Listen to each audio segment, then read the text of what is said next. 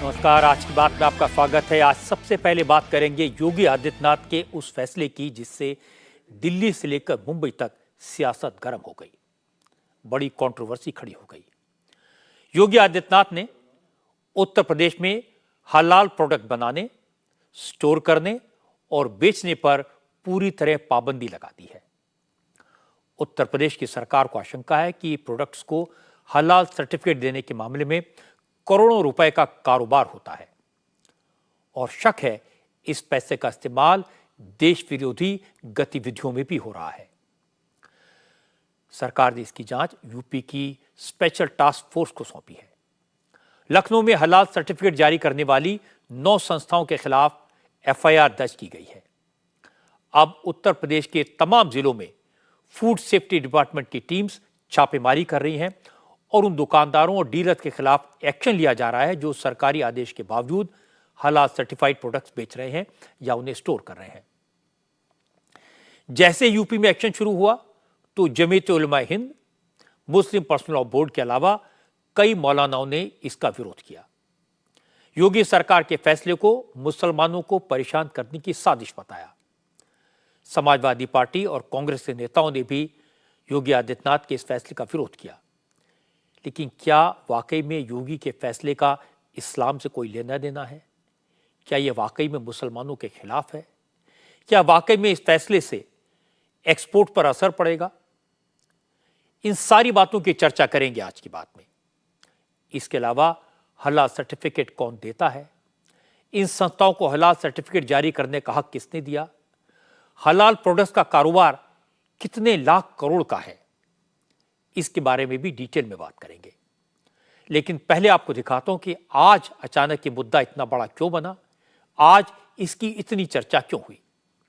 असल में उत्तर प्रदेश के मुख्यमंत्री योगी आदित्यनाथ की सरकार ने 3 दिन पहले आदेश जारी किया था कि यूपी में हलाल सर्टिफिकेट वाले प्रोडक्ट्स को रखना, बेचना और बनाना गैर कानूनी होगा। हलाल सर्टिफिकेट वाले प्रोडक्ट्स पर तुरंत प्रभाव से पाबंदी लगाई जाती है। सरकार के इस फैसले के बाद आज फूड सिक्योरिटी डिपार्टमेंट एक्टिव हो गया। आज लखनऊ, कानपुर, अलीगढ़, हापुड़, गाजियाबाद और हरदोई जैसे जिलों में फूड सेफ्टी डिपार्टमेंट की टीम्स ने रेड्स की। जिन दुकानों पर हलाल सर्टिफाइड चीजें बेची जा रही थी उन्हें जब्त कर लिया गया। सरकार ने हलाल सर्टिफिकेट वाली खाने की चीजों, हलाल सर्टिफाइड दवाओं, मेडिकल डिवाइसेस और कॉस्मेटिक्स बेचने वालों के खिलाफ भी सख्त कार्रवाई का आदेश दिया। सरकारी आदेश में कहा गया है कि फूड प्रोडक्ट्स को हलाल सर्टिफिकेट के जरिए बेचने से फूड आइटम की क्वालिटी को लेकर कंफ्यूजन पैदा होता है और ऐसा करना कानून के खिलाफ है। सरकार को शिकायत मिली थी हलाल प्रोडक्ट्स के नाम पर बाजार में एक पैरेलल सिस्टम खड़ा किया जा रहा है जो आम लोगों के साथ साथ सरकार के हितों के भी खिलाफ है। अलीगढ़ में हलाल सर्टिफाइड प्रोडक्ट्स पर छापेमारी करने वाले फूड सेफ्टी ऑफिसर ने बताया कि फूड प्रोडक्ट्स का सर्टिफिकेशन सिर्फ FSSAI जारी कर सकती है। किसी और संस्था को हलाल सर्टिफिकेट जारी करने का अधिकार नहीं है। इसीलिए सरकार ने पाबंदी लगाकर छापेमारी शुरू की, रेड डाली। जिलाधिकारी महोदय के निर्देश पर ऐसे खाद्य पदार्थ जिन पर कि हलाल होने का उल्लेख है और जिनको कि तत्काल प्रभाव से राज्य सरकार ने प्रतिबंधित किया है, उन खाद्य पदार्थों के नमूने की कार्रवाई यहाँ चल रही है। क्या लिखा हुआ है सर? इस पर चिकन डिलाइट सूप है ये, और इस पर हलाल का उल्लेख है। खाद्य पदार्थों का मानकों का निर्धारण जो शीर्ष संस्था है वो FSSAI द्वारा होता है, जिसमें कहीं ऐसे प्रावधान नहीं है। इस तरीके से समानांतर व्यवस्था चल रही है हलाल को लेकर, जो कि उपभोक्ताओं में भ्रम की स्थिति पैदा करती है। इसके दृष्टिगत राज्य सरकार ने तत्काल प्रभाव से इसके विक्रय, भंडारण एवं वितरण पर पूरी तरीके से रोक लगा दी है। जनपद अलीगढ़ में उसी के क्रम में कार्रवाई की जा रही है। असल में लखनऊ के रहने वाले शैलेंद्र कुमार शर्मा ने अवैध हलाल सर्टिफिकेट वाले प्रोडक्ट्स को बेचने की शिकायत की थी। उन्होंने लखनऊ के हजरतगंज थाने में FIR दर्ज कराई थी, जिसके बाद योगी सरकार ने इस मामले की जांच स्पेशल टास्क फोर्स यानी STF को सौंप दी। शैलेंद्र शर्मा का इल्जाम है कि हलाल सर्टिफिकेट जारी करने वाली संस्थाएं लोगों की आस्था से खिलवाड़ कर रही हैं ये सब बिना किसी अधिकार के हलाल सर्टिफिकेट जारी करके भारी प्रॉफिट कमा रही हैं। शैलेंद्र कुमार ने अपनी शिकायत में यह आशंका जताई कि हलाल सर्टिफिकेट जारी करके जो कमाई हो रही है उसका इस्तेमाल टेरर फंडिंग में हो रहा है। शैलेंद्र कुमार ने अपनी शिकायत में कहा, जब तक मीट प्रोडक्ट्स का हलाल सर्टिफिकेशन होता था तब तक तो वो वाजिब था, लेकिन अब तेल, साबुन, टूथपेस्ट, शहद, आइसक्रीम, मसाले, चाय और कॉस्मेटिक प्रोडक्ट्स के लिए भी हलाल सर्टिफिकेट जारी होने लगा है। इसीलिए उन्हें इसके पीछे कोई बड़ा खेल होने का शक हुआ और उन्होंने इसकी शिकायत पुलिस में की। अब जांच से सच सामने आने की उम्मीद है। करीब साल डेढ़ साल से इस पर कई बार बहस हुई, कई बार चर्चाएं हमारे मित्रों द्वारा आती थी कि एक कंपनियां हैं कुछ सर्टिफिकेशन ले रही हैं, एक मोहर टाइप की लग के आती है उनके प्रोडक्ट पर। तो जो कि हमने पूछा कि क्या ये सरकार की कोई संस्थाएं हैं या सरकार से कोई मान्यता है, तो ऐसा कुछ लगा नहीं कि ये सरकार से कोई मान्यता है या कोई इनका मानक है सर्टिफिकेशन जारी करने का, जिन पर इनके सर्टिफिकेशन की कोई आवश्यकता नहीं है कि कोई पैक्ड आइटम है जिसपे जैसे तेल, साबुन, चाय की पत्ती, इन पर सर्टिफिकेशन जब आने लगा तो ये कहीं ना कहीं देश हित पर नहीं है। एक वर्ग विशेष को प्रेरित करने के लिए वर्ग विशेष की संस्थाएँ हैं, वर्ग विशेष द्वारा बनाई हुई संस्थाएँ हैं जो सर्टिफिकेशन जारी करती हैं और सर्टिफिकेशन जारी करके उनको प्रेरित करती हैं। और कहीं ना कहीं इन सब चीज़ों को सर्टिफिकेशन लेने के लिए पैसा जो आता है वो देश विरोधी ताकतों को मजबूत करने में, देश विरोधी गतिविधियों में उपयोग होता है उसका पैसा। देश विरोधी आपने कहा कि जो काम है उसमें इस फंड का इस्तेमाल किया जा रहा है, कोई जानकारी है या आपको लगता है कि ऐसा हो रहा है? लगता है, ऐसा लगता है कि ऐसी समय समय पे कई सारी संस्थाएं समय समय पे ट्रेस हुई हैं, उन पर प्रतिबंध लगा है। तो ये तो इनके पास तो कोई ऐसा है भी नहीं सर्टिफिकेशन जारी करने के, तो किस आधार पर जारी कर रहे हैं ये तो जांच का विषय है। जब जांच करेगी पुलिस तो बहुत कुछ अभी आगे आएगा। इस शिकायत को योगी सरकार ने गंभीरता से लिया। हालांकि इस बात के कोई सबूत तो नहीं मिले कि हलाल सर्टिफिकेट से होने वाली कमाई का इस्तेमाल टेरर फंडिंग में होता है, लेकिन शिकायत गंभीर थी। इसकी जांच एसटीएफ को सौंप दी गई। यूपी पुलिस ने जो एफआईआर दर्ज की है उसमें कुल 9 संस्थाओं के नाम हैं। इनमें दिल्ली का जमीयत उलमा हिंद हलाल ट्रस्ट, मुंबई के हलाल काउंसिल ऑफ इंडिया और जमीयत उलमा महाराष्ट्र, चेन्नई की हलाल इंडिया प्राइवेट लिमिटेड के नाम शामिल हैं। ये चारों संस्थाएं किसी भी प्रोडक्ट को हलाल का सर्टिफिकेट देती हैं। इसलिए जैसे ही एफआईआर दर्ज हुई तो रिएक्शन आने शुरू हुए।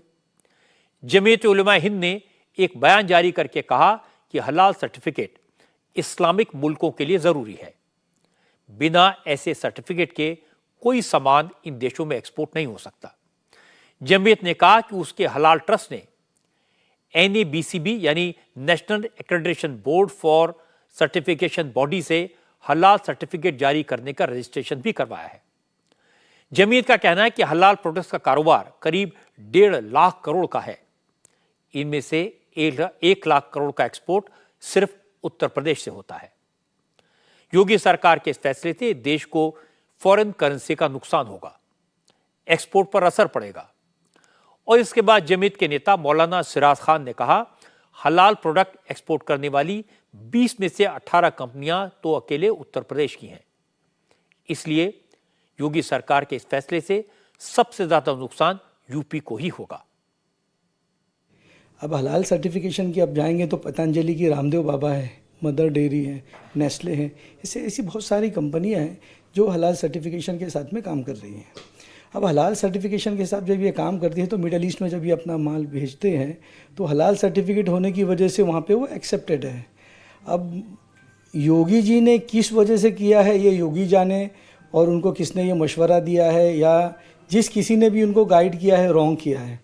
मेरी नज़र में अगर आप देखेंगे, मेरे नज़रिए से आप देखेंगे तो जमीयत उलमा हिंद के सदर मोहतरम जनाब मौलाना सैयद अरशद मदनी साहब को एक अवार्ड मिलना चाहिए, उनको प्रेसिडेंट अवार्ड मिलना चाहिए, क्योंकि इंडिया की जीडीपी के अंदर जितना बड़ा रोल उनका है उतना बड़ा रोल मैं समझता नहीं हूँ हिंदुस्तान में किसी आदमी का होगा।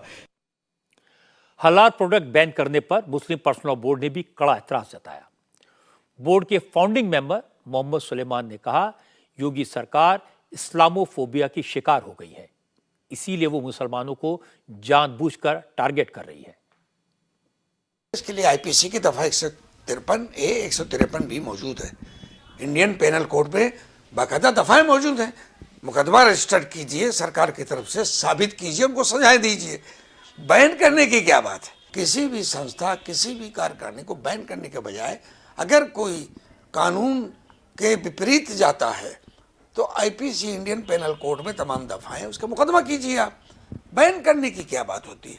बैन करने से तो लगता है कि सरकार कमजोरी दिखा रही है, सरकार एक खास विचारधारा के विपरीत काम कर रही है, और मैं स्पष्ट कहूं तो इस्लामोफोबिया से ग्रसित है सरकार। टेरर फंडिंग का जहां तक सवाल है तो इस बैन के साथ साथ जो योगी जी की सरकार का आया है कि निर्यातक हैं हलाल मीट या हलाल फूड खाद्य सामग्री के जो निर्यातक हैं उनको इससे छूट मिलेगी।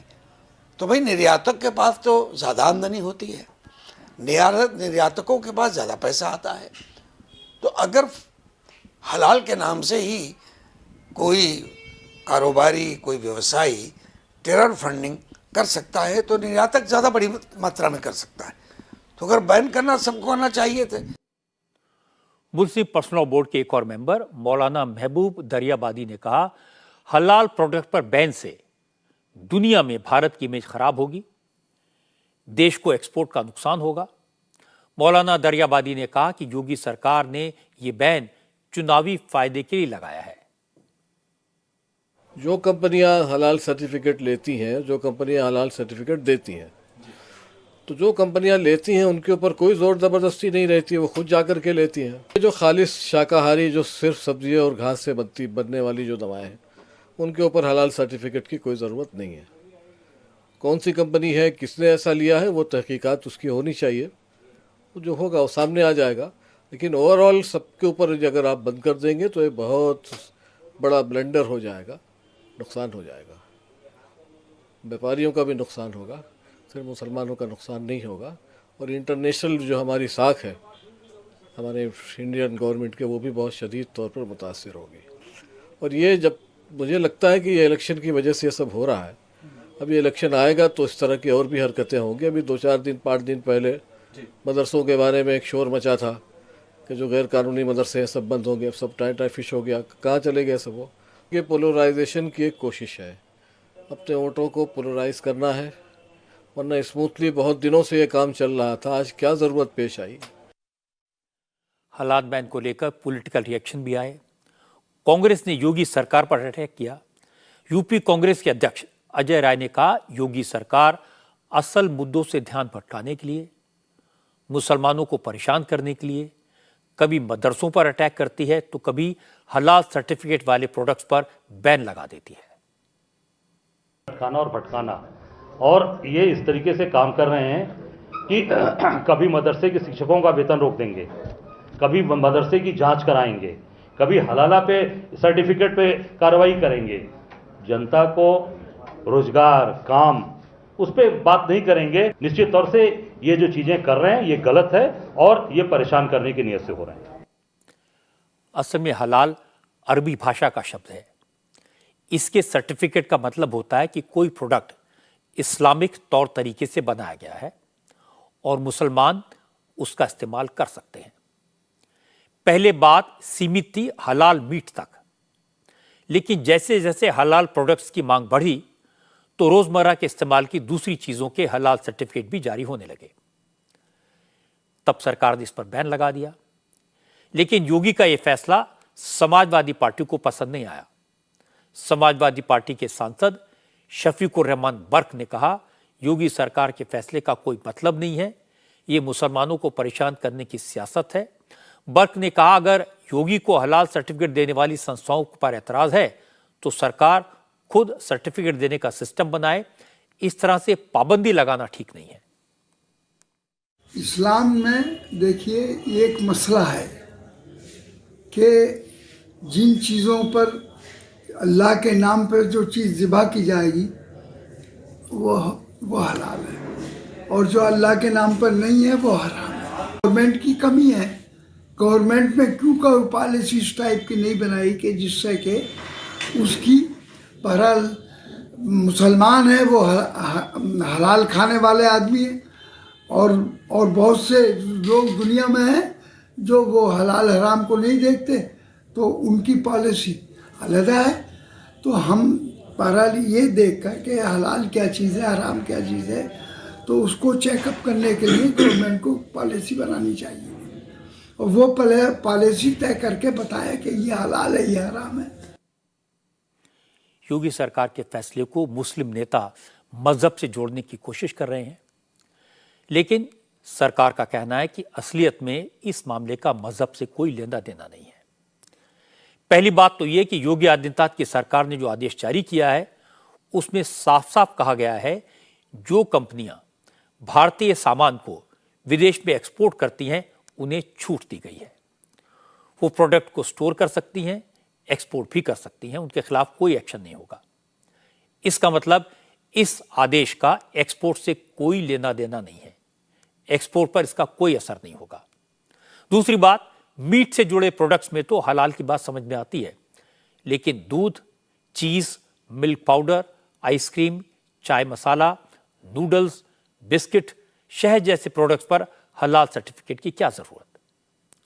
और सबसे बड़ा सवाल ये उठाया गया है कि जब खाने पीने की सभी चीजों को सर्टिफिकेट देने के लिए food safety standards authority of India यानी FSSAI है, तो फिर जमीयत उलमा हिंद के हलाल ट्रस्ट को, हलाल काउंसिल ऑफ इंडिया को और हलाल इंडिया प्राइवेट लिमिटेड को सर्टिफिकेट देने का हक किसने दिया? किसी को नहीं मालूम कि इन संस्थाओं की लैब कहां पर है, ये प्रोडक्ट्स की टेस्टिंग किस प्रयोगशाला में कराती हैं, किस आधार पर सर्टिफिकेट जारी करती हैं, लेकिन इसके बाद भी हर आइटम में इनका हलाल सर्टिफिकेट जरूरी माना जाता है और इसे इस्लाम से जोड़ दिया गया। और इसकी आड़ में हर साल हजारों करोड़ रुपए के सर्टिफिकेट की फीस के तौर पर वसूले जा रहे हैं। इसलिए अगर योगी ने इस पर बैन का आदेश दिया तो उसमें गलत क्या है, यह सवाल पूछा जा रहा है। इसकी जांच होनी चाहिए कि हलाल सर्टिफिकेट से जो पैसा कमाया जा रहा है उसका इस्तेमाल कहां हो रहा है, कैसे हो रहा है। क्योंकि अब तक की सरकारें मुस्लिम वोट के चक्कर में इस तरह के फैसले लेने से डरती थी, लेकिन योगी आदित्यनाथ इस मामले में अलग तरह से सोचते हैं। उन्होंने एक बड़ा फैसला लिया है और योगी के इस फैसले की कई जगह तारीफ भी हुई है। अब बात करते हैं चुनावी राजनीति की। राजस्थान में विधानसभा चुनाव का कैंपेन आज गाली गलौज पर आ गया। जबरदस्त पर्सनल अटैक हुए। कांग्रेस के नेताओं ने एक बार फिर प्रधानमंत्री नरेंद्र मोदी पर व्यक्तिगत हमले किए। राहुल गांधी ने मोदी को जेब कतरा कह दिया। पीएम का फुल फॉर्म पनौती मोदी बता दिया। मल्लिकार्जुन खड़गे ने मोदी को महा झूठा कह दिया। जयराम रमेश ने मोदी का मतलब master of drama in India बता दिया। अब से पहले तक कांग्रेस और बीजेपी के नेता राजस्थान में एक दूसरे पर तीखे हमले तो कर रहे थे, एक दूसरे की नीतियों की आलोचना तो कर रहे थे, अपनी अपनी गारंटीज और अपने वादे जनता के सामने रख रहे थे, इश्यूज पर सवाल उठाए जा रहे थे, आलोचना हो रही थी। किसी ने एक दूसरे पर पर्सनल अटैक नहीं किया था, लेकिन आज राहुल गांधी ने इस सिलसिले की शुरुआत भी कर दी। हालांकि आज राजस्थान में नरेंद्र मोदी की 3 रैलियां हुई, योगी आदित्यनाथ की 2 पल्बी मीटिंग्स हुई, अमित शाह की भी 2 जनसभाएं हुई, जेपी नड्डा और बीजेपी के कई दूसरे बड़े नेताओं ने भी कैंपेन किया, लेकिन किसी ने कांग्रेस के नेताओं के लिए इस तरह के अपशब्दों का इस्तेमाल नहीं किया। लेकिन राहुल कांग्रेस की गारंटी की बात करते करते बहक गए, किसी और दिशा में चले गए। वैसे आज कांग्रेस ने राजस्थान के लिए मैनिफेस्टो जारी किया। इसमें कांग्रेस ने 400 रुपए में गैस सिलेंडर देने, 25 लाख के बजाय 50 लाख तक के मुफ्त इलाज की सुविधा देने, इंटरमीडिएट तक सभी स्कूलों में मुफ्त शिक्षा देने, स्वामीनाथन आयोग की सिफारिशों के तहत किसानों को MSP देने, ग्रेजुएशन के छात्रों को मुफ्त लैपटॉप देने जैसे तमाम वादे किए। लेकिन प्रधानमंत्री मोदी ने कहा अब कांग्रेस कुछ भी कर ले, कितने भी वादे कर ले, लेकिन कोई जादूगरी नहीं चलेगी, जादूगर को जाना ही होगा। मोदी ने कहा जनता देख रही है कि लॉकर से रुपयों के बंडल निकल रहे हैं, सोना निकल रहा है और यह सोना आलू से नहीं बना है, यह काला सोना है। बीजेपी की सरकार बनेगी तो घोटालों की जादूगरी करने वालों को जेल भेजा जाएगा। मोदी की यह बात राहुल गांधी को इतनी बुरी लगी कि उन्होंने मोदी को गालियां देनी शुरू की। राहुल गांधी आज बाड़मेर में थे। बाड़मेर की रैली में राहुल ने पहले मोदी को जेब कतरा कहा और फिर मोदी को पनौती कहा। जब दो जेब कतरे किसी की जेब काटना चाहते हैं तो सबसे पहले क्या करते हैं? ध्यान हटाने का काम करते हैं। एक आता है, आपके सामने आता है और आपसे कोई ना कोई बातचीत करता है, आपका ध्यान इधर उधर ले जाता है। पीछे से दूसरा आता है, जेब काट लेता है, चला जाता है। मगर जेब कतरा सबसे पहले ध्यान हटाता है। अब आप देखिए, हिंदुस्तान में सबसे बड़े मुद्दे कौन से हैं? सबसे बड़ा मुद्दा बेरोजगारी, गरीबी, महंगाई।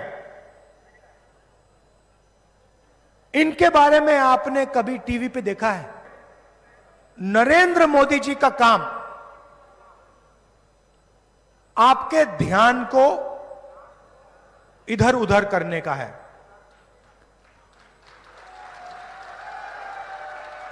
और अदानी का काम आपकी जेब काटने का है। दोनों आते हैं, एक टीवी पे आता है, आपसे कहेगा हिंदू मुस्लिम, कभी क्रिकेट मैच में चला जाएगा, वो अलग बात है कि हरवा दिया। पनौती,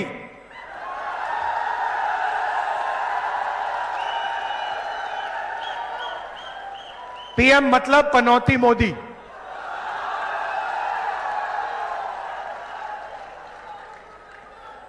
कभी आपको इधर ले जाएगा,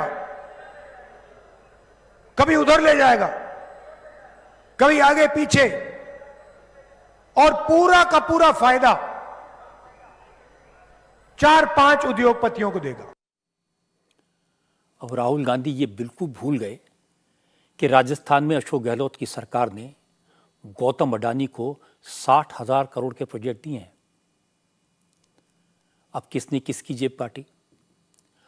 बाड़मेर में राहुल गांधी ने मोदी को पनौती बता दिया और राहुल गांधी को अचानक न जाने क्या हुआ, आज ही राजस्थान में कांग्रेस ने अपना घोषणा पत्र जारी किया था, लेकिन राहुल गांधी ने मैनिफेस्टो पर बात नहीं की। वो मोदी की ही बात करते रहे। उन्होंने एक बार नहीं, बार बार पनौती कहा। बाड़मेर के अलावा जालौर की रैली में भी राहुल ने कहा कि वर्ल्ड कप के फाइनल में टीम इंडिया अच्छा खेल रही थी, लेकिन फिर पनौती पहुंच गए और सारा खेल खराब हो गया था। पहले नरेंद्र मोदी आते थे, कहते थे मैं ओबीसी हूं, याद है आपको? याद है? हाँ, क्या पनौती पनौती पनौती, वो अच्छा भला वहां पे, अच्छा भला हमारे लड़के वहां पे वर्ल्ड कप जीत जाते, वो वहां पे पनौती हरवा दिया। आज के मॉडर्न जमाने में अंधविश्वास की ऐसी बातें जनता पर कितना असर करेंगी, ये सोचना मुश्किल है। कांग्रेस के मेन ट्विटर हैंडल से भी मोदी को पनौती बताते हुए एक मीम शेयर किया गया। इस मीम में एक फिल्म का सीन दिखाया गया और राहुल गांधी की आज की स्पीच को स्टेडियम में मैच देखते मोदी के वीडियो को दिखाया गया। पता है हम लोग मैच कहाँ हारे? कहाँ? पनौती पनौती पनौती।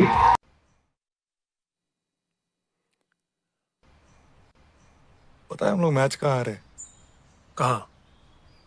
ऐसा नहीं कि बीजेपी के कैंपेन मैनेजर्स को इस बात का अंदाजा नहीं था कि मोदी के खिलाफ इस तरह का ट्रेंड चलाने की कोशिश की जाएगी।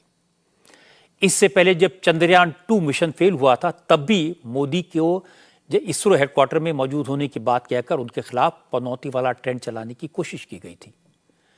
लेकिन मोदी इससे घबराए नहीं। अहमदाबाद में वर्ल्ड कप का फाइनल देखने पहुंचे और इतना ही नहीं, जब भारत हार गया तब भी मोदी ने देश के मुखिया होने की भूमिका निभाई। वो टीम इंडिया के ड्रेसिंग रूम में गए और खिलाड़ियों की हिम्मत बढ़ाई। मोदी ने प्लेयर से कहा कि आपने लगातार 10 मैच जीते हैं, एक मैच हार जाने का मतलब ये नहीं है कि टीम खराब हो गई। कल मैंने आपको इसकी स्टिल तस्वीरें दिखाई थी, आज वीडियो सामने आया। आप लोग पूरा 10-10 गेम जीत के आए हो, ये तो होता रहता है। दूसरा ये भाई, देश आप लोगों को देख रहा है। मैंने सोचा मिल लूँगा सबको। होता है। कहाँ रहो, कहते हैं चलिए, आप लोग मेहनत बहुत की है, लेकिन कहाँ बाबू ढीलो ना पड़ दो।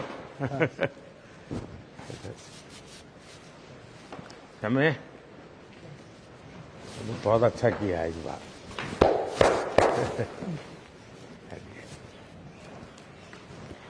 तू तो गुजराती बोलते हो इसने? थोड़ू तर तो घर से। सो आप लोग बहुत अच्छी मेहनत की है। और चलिए, होता है। होता रहता है ऐसा। हाँ, और साथियों को एक दूसरे को जरा हौसला बुलंद करते चलिए। और जब आप लोग फ्री हो गए, कभी दिल्ली आएंगे तो बैठूंगा आप लोगों के साथ। मेरी तरफ से निमंत्रण है आप सबको। खेल में हार के बाद प्रधानमंत्री के ड्रेसिंग रूम में जाकर प्लेयर्स का हौसला बढ़ाने की हर जगह तारीफ हुई, दुनिया भर में चर्चा हुई। लेकिन राहुल ने जब मोदी को पनौती कहा तो बीजेपी ने इसे राहुल की नासमझी का सबूत बताया। रविशंकर प्रसाद ने कहा, राहुल गांधी अपना मानसिक संतुलन खो चुके हैं, राजस्थान में हार के डर से बौखला गए हैं, इसलिए प्रधानमंत्री के पद को गालियां दे रहे हैं। रविशंकर प्रसाद ने कहा, अगर राहुल गांधी अपने बयान के लिए माफी नहीं मांगते तो बीजेपी इसे बड़ा मुद्दा बनाएगी। राहुल गांधी ने जिस शब्दों का प्रयोग भारत के प्रधानमंत्री के लिए किया है वो अशोभनीय है, अमर्यादित है। राहुल गांधी जी, आपको क्या हो गया है? आप हार की हताशा में इतने परेशान हैं कि भारत के प्रधानमंत्री पर गाली पड़ रहे हैं आप। हमारे प्रधानमंत्री किस प्रकार से जाकर के खिलाड़ियों के साथ स्नेह करते हैं, उनका मनोबल बढ़ाते हैं, उनके लिए मदद करते हैं। हमारे क्रिकेट खिलाड़ी ने बहुत अच्छा काम किया, दे प्लेड वेरी वेल। ठीक है, हार जीत होती है, उसको लेकर इस शब्दों का प्रयोग उनके समर्थक पीएम के खिलाफ करें और फिर राहुल गांधी अपने भाषण में हमारे प्रधानमंत्री के बारे में उस शब्द की बात करें। राहुल गांधी माफी मांगे, हम उनसे अपेक्षा करेंगे तो माफी मांगे, वरना इस विषय को हम गंभीर बनाएंगे। राहुल गांधी, कुछ तो अतीत से सीखो आप। आपकी माता जी ने सब मौत के सौदागर शब्द का प्रयोग किया था ना। कांग्रेस पार्टी की नैया ऐसी डूबी गुजरात में कि आज तक ऊपर नहीं आ पाती है।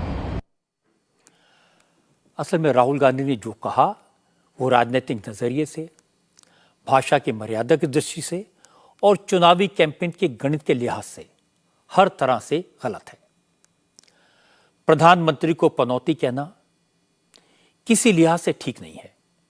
मॉडर्न इंडिया में, डिजिटल इंडिया में इसे कोई जस्टिफाई नहीं करेगा। कांग्रेस के सभी बड़े नेता आजकल चुनाव प्रचार के दौरान मोदी पर हमले करते हैं, लेकिन शब्दों की मर्यादा का थोड़ा बहुत ध्यान रखा जाता है। फिर राहुल गांधी ने ऐसा क्यों किया, इसको भी समझने की जरूरत है। असल में राहुल गांधी पिछले कई साल से बार बार ये कहते हैं वो अकेले ऐसे नेता हैं जो मोदी से नहीं डरते, वो मोदी के खिलाफ लड़ने वाले अकेले बहादुर हैं। कांग्रेस के नेताओं के साथ मीटिंग में वो कई बार पार्टी के लीडर्स को इस बात के लिए डांट चुके हैं कि वो मोदी पर सीधे हमले क्यों नहीं करते। आपको याद होगा गुलाम नबी आजाद जब कांग्रेस में थे तो उन्होंने ये बात कही थी। फिर G23 के मेंबर्स ने कांग्रेस अध्यक्ष को चिट्ठी लिखकर राहुल गांधी की इसी तरह की बातों की शिकायत की थी।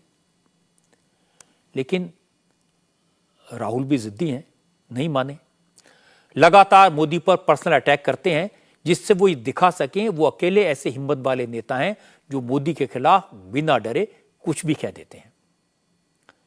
लेकिन इस चक्कर में राहुल सेल्फ गोल कर देते हैं। आज मल्लिकार्जुन खड़गे और जयराम रमेश ने भी मोदी पर इसी तरह के सेल्फ गोल किए। खड़गे ने मोदी को झूठों का सरदार कहा। मल्लिकार्जुन खड़गे आज राजस्थान में कांग्रेस का मैनिफेस्टो जारी करने के लिए आए थे। मोदी अपनी रैलियों में खड़गे के बयान का हवाला देकर कहते हैं कि कांग्रेस के बड़े बड़े नेता उनके स्वर्गीय पिता को भी गालियां दे रहे हैं।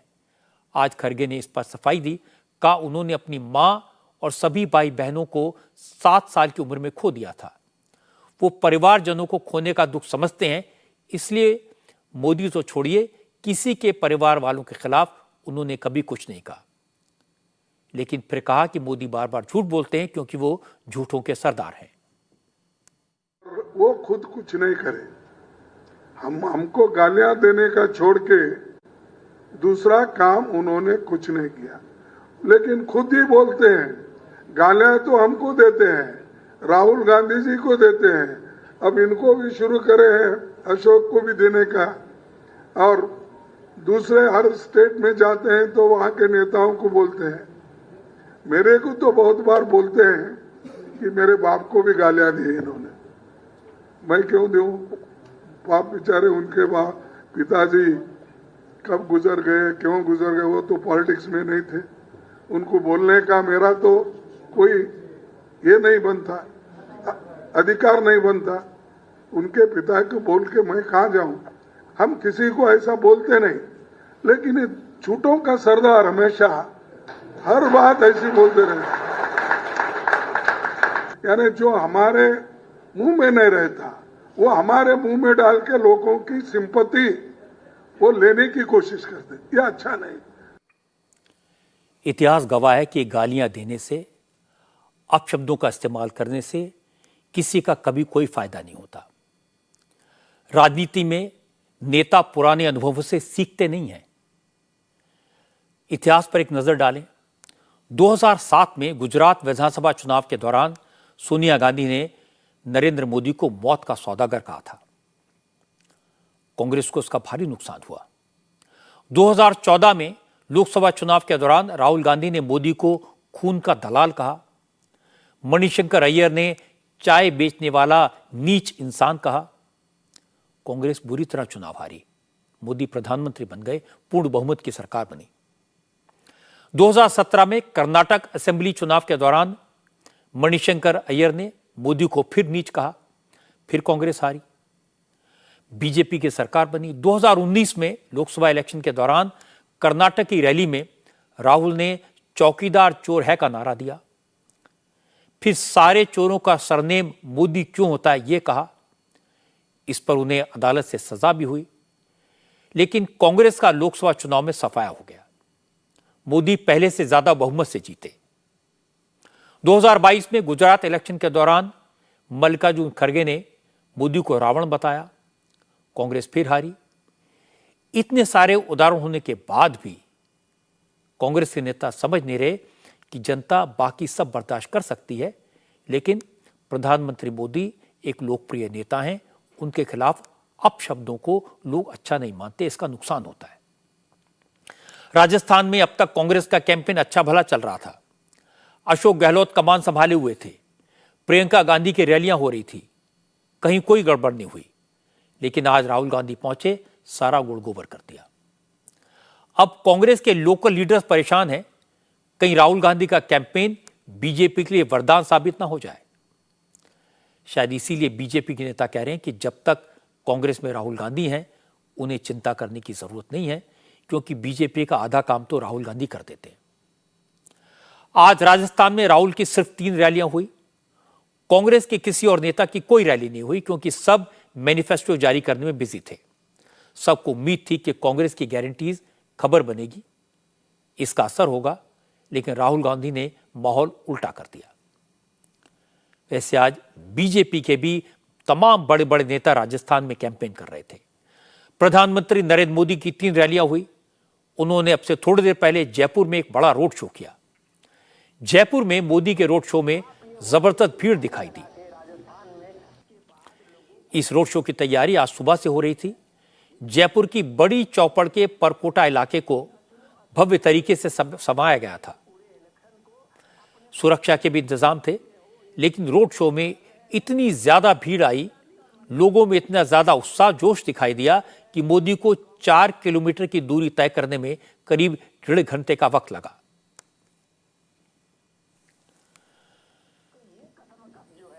इस रोड शो के जरिए मोदी ने जयपुर में आने वाली 3 विधानसभा सीटों आदर्श नगर, हवा महल और किशनपोल को कवर किया। इससे पहले मोदी ने 12, कोटा और करौली में 3 रैलियां की। तीनों रैलियों में मोदी ने कांग्रेस के घपले, घोटाले, करप्शन और अपीजमेंट की बात की। मोदी ने कहा, राजस्थान में कांग्रेस का करप्शन अब जनता के सामने है। लॉकर्स नोट और सोना उगल रहे हैं, लाल डायरी राज खोल रही है। मोदी ने कहा, अब जादूगर घबरा गया है क्योंकि जनता हिसाब करने को तैयार है। आजकल राजस्थान की लाल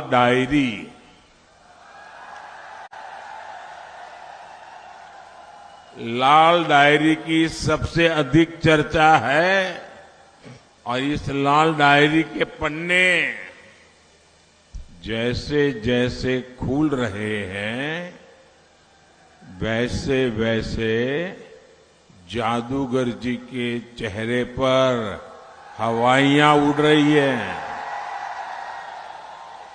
मैंने कहीं पढ़ा कि कांग्रेस के विधायक ने यहां के मंत्री के लिए कहा है, भाया रे भाया खूब खाया, भाया रे भाया खूब खाया, एक गांव तो पूरा ही खाया। आजकल कांग्रेस वाले एक दूसरे को मिलते हैं ना, तो वो कहते हैं, यार छोड़ो चुनाव, ये देखो कहीं लॉकर का पता न चल जाए। मोदी ने तय किया है, एक एक लॉकर खुलेगा और लॉकर वाला लॉक में होगा। नोटों के ढेर और सोने की ईंटें, ये सोना आलू से बना हुआ नहीं है, यही काला सोना अब जादूगर जी को सोने नहीं दे रहा है। इसके बाद प्रधानमंत्री नरेंद्र मोदी कोटा पहुंचे तो उन्होंने अशोक गहलोत और कांग्रेस को लेकर भविष्यवाणी की। मोदी ने कहा, अब कोई जादूगरी नहीं चलेगी, कोई भी काला जादू कर ले, लेकिन कोई फायदा नहीं होगा। जनता जादू करेगी और कांग्रेस छूमंतर हो जाएगी। राजस्थान की कांग्रेस सरकार का काउंटडाउन शुरू हो चुका है और यहां तो जादूगर है ना,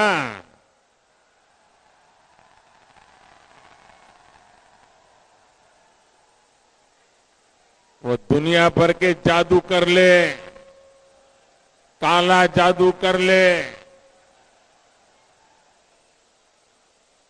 जो भी कमाल करनी है कर ले, लेकिन राजस्थान की जनता के जादू की जो ताकत है ना, उसके सामने जादूगर की कोई ताकत नहीं चल सकती है। और इसलिए जादूगर के देखते देखते ही 3 दिसंबर को कांग्रेस हो जाएगी छूमंतर। मोदी की खासियत है कि वो एक दिन में अगर 3 रैलियां करते हैं तो तीनों जगह उनके भाषण अलग अलग होते हैं। अलग तरह की बातें कहते हैं।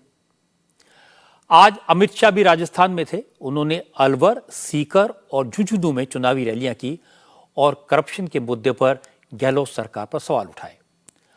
अलवर की रैली में अमित शाह ने कहा, अब कांग्रेस सरकार के करप्शन के हिसाब का वक्त आ गया है।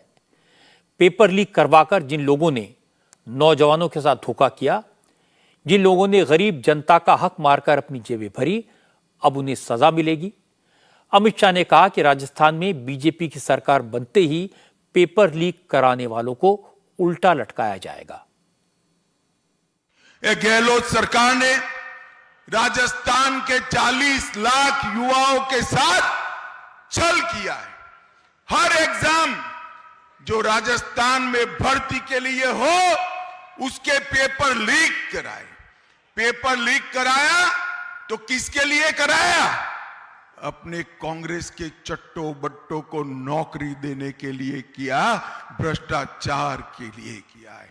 मैं आज आपको कहन कर जाता हूं, इतने हजारों करोड़ के घपले घोटाले करे हैं, आप चिंता मत करो। डबल इंजन की कमल फूल की सरकार बना दो। हम भ्रष्टाचारियों को उल्टा कर कर सीधा करने का काम करेंगे, जेल के सलाखों के पीछे भेजेंगे। राजस्थान में सबसे ज्यादा सभाएं योगी आदित्यनाथ की हो रही हैं। आज भी योगी ने 2 रैलियां की। चित्तौड़गढ़ की रैली में योगी ने लोगों को कन्हैया लाल की याद दिलाई। कहा कि राजस्थान में जिहादियों के हौसले बढ़ गए हैं, हर जगह माफिया और गुंडे हावी हैं, इनका एक ही इलाज है, बुलडोजर। योगी ने कहा कि राजस्थान में बीजेपी की सरकार बनेगी तो यूपी की तरह यहां भी माफिया को बुलडोजर के नीचे रौंद दिया जाएगा।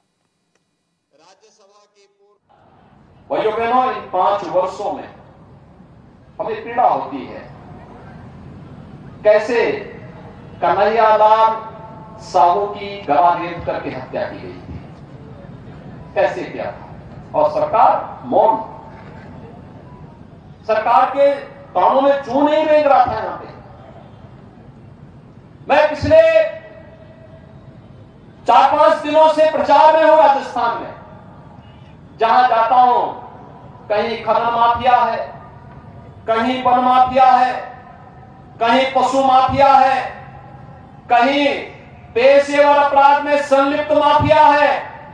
और जब भाइयों बहनों इन माफिया की चर्चा होती है तो मुझे पुराने उत्तर प्रदेश की याद भी आती है। याद करिए, उत्तर प्रदेश में बड़े बड़े माफिया थे, अजगर जैसे माफिया थे, और इनके लिए मैंने एक नया अनुसंधान किया था यूपी में, और वह अनुसंधान है हमारा बुलडोजर का। आप देखते होंगे ना, माफिया को रौंदते हुए बुलडोजर कैसे यूपी में चलता है, उनकी संपत्तियों को जब्त करके, और गरीबों की आवाज कैसे वहां बनते हैं। और माफिया का इलाज तो डबल इंजन की सरकार ही है। डबल इंजन की सरकार हो, कार्य करने की इच्छा शक्ति हो, माफिया पनपने नहीं पाएगा। जिन 5 राज्यों में विधानसभा चुनाव हो रहे हैं, उनमें बीजेपी को सबसे बड़ी उम्मीद राजस्थान से है। यहां पिछले 5 साल से कांग्रेस की सरकार है। कांग्रेस में आपसी झगड़े हैं, चाहे पेपर लीक का आरोप हो या लाल डायरी का। यह आरोप कांग्रेस के नेताओं ने ही अशोक गहलोत पर लगाए हैं, इसलिए ये बीजेपी के काम आ रहे हैं। दूसरी तरफ उदयपुर में कन्हैयालाल की हत्या और राजस्थान में हुए दंगे अमित शाह और योगी आदित्यनाथ की पब्लिक मीटिंग के लिए अच्छा खासा मसाला बन गए हैं। लगे हाथ योगी आदित्यनाथ ने लॉ एंड ऑर्डर की बात कर दी, बुलडोजर का जिक्र किया। ये सारे इश्यूज ऐसे हैं जो जनता से सीधे जुड़े हैं। हालांकि अशोक गहलोत ने काफी कोशिश की है, अपनी गारंटीज के जरिए इनका जवाब देने की कोशिश की है। और अशोक गहलोत का शुरू से यह प्रयास रहा कि राजस्थान का चुनाव लोकल इश्यूज पर लड़ा जाए, उनकी गारंटीज पर लड़ा जाए। लेकिन आज राहुल गांधी ने मोदी पर डायरेक्ट अटैक करके बीजेपी को बड़ा मौका दे दिया, जादूगर का प्लान फेल कर दिया। आज की अच्छी खबर आपको बता दूं, अब वृंदावन के बांके बिहारी मंदिर में भी उसी तरह का कॉरिडोर बनाया जाएगा जैसा कॉरिडोर काशी विश्वनाथ और महाकाल में बनाया गया है। यूपी सरकार के फैसले को हाईकोर्ट में चुनौती दी गई थी, लेकिन इलाहाबाद कोर्ट ने यूपी सरकार के फैसले को सही ठहराया। सरकार की तरफ से कोर्ट को बताया गया कि श्रद्धालुओं की सुविधा के लिए मंदिर के आसपास की करीब 5 एकड़ जमीन खरीदी जाएगी। मंदिर से लेकर यमुना के घाट तक के इलाके को खाली करवाकर उसे डेवलप किया जाएगा। सरकार ने बांके बिहारी मंदिर के आसपास 321 दुकानों और मकानों की पहचान कर ली है। इनको हटाया जाना है। सरकार इनके ओनर्स को बेहतर मुआवजा देकर उन्हें शिफ्ट करेगी। बांके बिहारी के दर्शन करने लाखों लोग हर रोज पहुंचते हैं, लेकिन यह इलाका इतना संकरा है, इतना कंजेस्टेड है कि गलियों में चलना भी मुश्किल हो जाता है। जन्माष्टमी और दूसरे त्योहारों के मौके पर तो यहां अफरा तफरी का माहौल बन जाता है। पिछले साल जन्माष्टमी के मौके पर मंदिर में भगदड़ के कारण दम घुटने से 2 श्रद्धालुओं की मौत हो गई थी। इसके बाद सरकार ने जांच कमेटी बनाई और कमेटी ने बांके बिहारी कॉरिडोर बनाने का सुझाव दिया। इसके बाद योगी सरकार ने बिना देर किए इस कॉरिडोर के बनाने के फैसले को मंजूरी दे दी। सरकार ने तो इस इलाके को रीडेवलप करने का फैसला कर लिया, लेकिन अभी कई तरह की मुश्किलें बाकी हैं। हमारे संवाददाता भास्कर मिश्रा बांके बिहारी मंदिर गए, मंदिर के आसपास मौजूद दुकानदारों से बात की। दुकानदारों ने कहा वो इस मामले को लेकर सुप्रीम कोर्ट जाएंगे, क्योंकि अगर उनकी दुकानें हटाई गई तो वो कहां जाएंगे। सुप्रीम कोर्ट में रिट होगी। अच्छा, सुप्रीम कोर्ट में रिट होगी, ऐसे जो थोड़ी हो जाए, क्योंकि व्यापार है, लोगों की यही रोजी रोटी है, कहाँ जाएंगे हम लोग। आप सर कितने सालों से यहाँ पे आते हैं? हमको हो गए करीब यहाँ 50 साल। 50 साल हो गए। अच्छा, ऐसे 321 दुकान मकान चिन्हित किए गए, आपको लग रहा है कि हटाना आसान होगा? मेरी समझ में तो नहीं होगा, और गवर्नमेंट कुछ भी कर सकती है, लेकिन अभी तो लोग कह रहे हैं कि सुप्रीम कोर्ट में याचिका दायर होगी। नहीं, खाने को हमारी रोजी रोटी जाएगी तो खाने के लिए क्या तैयार है? बताओ, रोजी रोटी जाएगी, किसी आदमी के सामने से थाली जाए रोटी की तो उसको दुख नहीं होगा? दुख तो होगा ही होगा, पर लेकिन सबका जाएगा तो हमारा भी जाएगा, क्या करें? अच्छा तो होगा, पर यहाँ का बेरोजगार खत्म हो जाएगा राधे। अच्छा, हम बेरोजगार हो जाएंगे यहाँ पे, हम कहाँ जाएंगे? अगर सरकार कॉरिडोर बनाना चाहती है तो हमें रोजगार चाहिए, हमें जगह चाहिए। हाँ, जैसे हमारा फ्रंट आ रहा है उसी हिसाब से हमें जगह चाहिए फिर यहाँ पे। अभी जैसे आप मंदिर के एकदम फ्रंट में है तो ऐसे फ्रंट में चाहिए। हाँ, हालांकि सरकार ने पहले ही साफ किया है कि जिन दुकानों और मकानों को हटाया जाएगा उन्हें मार्केट रेट के हिसाब से मुआवजा दिया जाएगा। कॉरिडोर के पास दुकानें भी दी जाएंगी, रोजगार का नुकसान नहीं होगा। लेकिन फिलहाल दुकानदार सरकार की बात सुनने को तैयार नहीं है। लेकिन कॉरिडोर बनने की खबर से मंदिर में आने वाले श्रद्धालु बहुत खुश हैं। भगवान कृष्ण के भक्तों का कहना है कि कॉरिडोर बनने से दर्शन आराम से होंगे, इलाका खूबसूरत हो जाएगा। बहुत जरूरत है। जितनी भक्ति है उतना ही कॉरिडोर भी जरूरत है। बहुत भीड़ है, धक्के मुक्के लगते हैं तो किसी का दम घुटने का डर लगता है। बड़े लोगों के लिए तो बहुत दिक्कत है। कोई नहीं यहाँ पे बिहारी भी चाहेंगे कि मेरे कहाँ से? हम दिल्ली से आए हैं।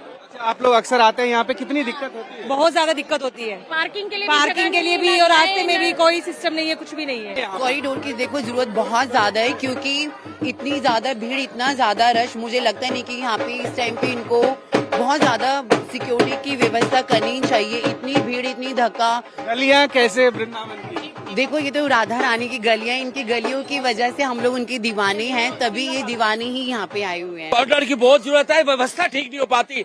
हमने कई सालों से आ रहे हैं, लेकिन कौन सी पार्टी चीज व्यवस्था ठीक करे? हम चाहते हैं एक लाइन से आए, एक लाइन से जाए। इतनी मारा मारी, हम बुजुर्गों को ला नहीं पाते, बच्चों को ला नहीं पाते, उनको घर छोड़ के आते हैं। हम भी बड़ी मुश्किल से आए हैं। हम चाहते हैं एक लाइन आए, एक जाइन आए। बहुत व्यवस्था यहाँ खराब है, बहुत परेशानी होती है। 100% परेशानी होती है। कॉरिडोर की बहुत जरूरत है, सख्त जरूरत है। बहुत भीड़ होती है, कितने लोग तो दबके भी मर भी जाते हैं यहाँ पे साल 6 महीने में। बहुत ज्यादा भीड़ होती है, इसलिए कॉरिडोर की सख्त जरूरत है। बांके बिहारी मंदिर कॉरिडोर को लेकर यूपी सरकार ने एक और बड़ा फैसला लिया है। सरकार ने तय किया कि कॉरिडोर बनाने में मंदिर के ट्रस्ट के पैसे का इस्तेमाल नहीं होगा। पूजा अर्चना और श्रृंगार में सरकार किसी तरह की कोई दखलंदाजी नहीं करेगी। जो कॉरिडोर का निर्णय माननीय उच्च न्यायालय ने दिया है वो सराहनीय है, और इसमें सबसे अच्छी बात यह है कि माननीय उच्च न्यायालय ने मंदिर का जो कोष है, जो भक्तों का दिया हुआ दान है, उसको प्रयोग न करने के लिए भी निर्देश दिए गए हैं। साथ ही जो मंदिर की प्रबंध व्यवस्था है उससे किसी प्रकार का छेड़छाड़ न किए जाने का भी निर्देश दिया गया है। सुपरस्टार हेमा मालिनी मथुरा से बीजेपी की सांसद हैं। वो बांके बिहारी मंदिर का कॉरिडोर बनने की परमिशन मिलने से बहुत खुश हैं। हेमा मालिनी का कहना है कि इससे श्रद्धालुओं को राहत मिलेगी और इस इलाके में धार्मिक पर्यटन भी बढ़ेगा।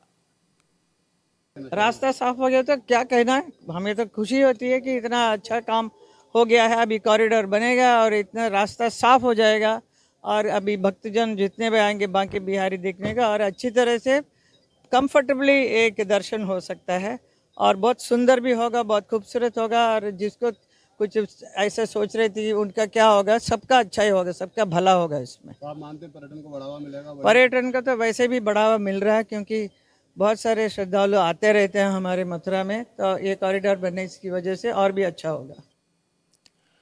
कुछ दिन पहले मुझे भी वृंदावन जाकर बांके बिहारी के दर्शन करने का अवसर मिला था। चारों तरफ भक्तों की भारी भीड़ थी, पतली पतली गलियां थी, मंदिर तक पहुंचना मुश्किल था। फिर लोगों ने चेतावनी दी कि चश्मा उतारकर जेब में रख लो, नहीं तो बंदर छीन कर ले जाएंगे। सिक्योरिटी वालों ने किसी तरह बांके बिहारी तक पहुंचाया।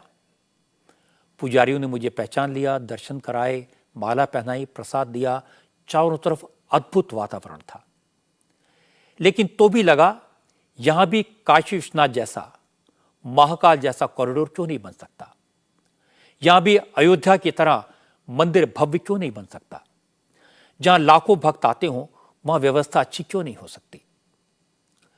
काशी विश्वनाथ में भी पहले ऐसा ही हाल था। तंग गलियां थी, भारी भीड़ होती थी। वहां मंदिर का शानदार पुनरुत्थान हुआ है। उस समय वृंदावन में लोगों ने कहा कि मामला कोर्ट में है, इसलिए बांके बिहारी मंदिर को बेहतर बनाने का काम, विशाल बनाने का काम शुरू नहीं हो पाया। अब कोर्ट ने परमिशन दे दी है। उम्मीद करनी चाहिए कि यहां भी महाकाल और काशी विश्वनाथ जैसा कायाकल्प होगा। बांके बिहारी का मंदिर भी भव्य बनाया जाएगा।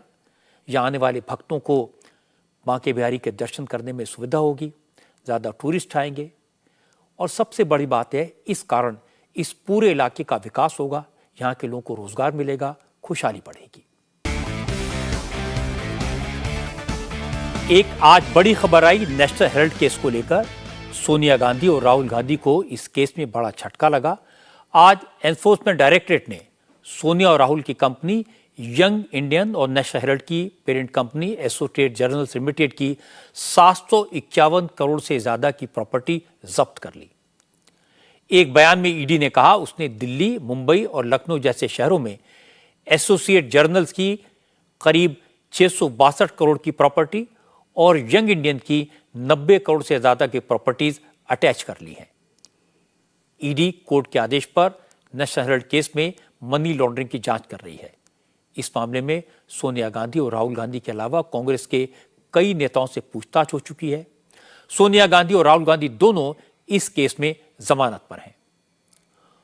कांग्रेस ने इस केस की मेरिट पर तो कोई जवाब नहीं दिया, लेकिन ईडी के एक्शन को राजनीति से प्रेरित बताया। कांग्रेस ने कहा कि प्रधानमंत्री मोदी के इशारे पर यह कार्रवाई की गई है। अब वक्त है ब्रेक का और मेरी आपसे मुलाकात होगी कल रात 9 बजे।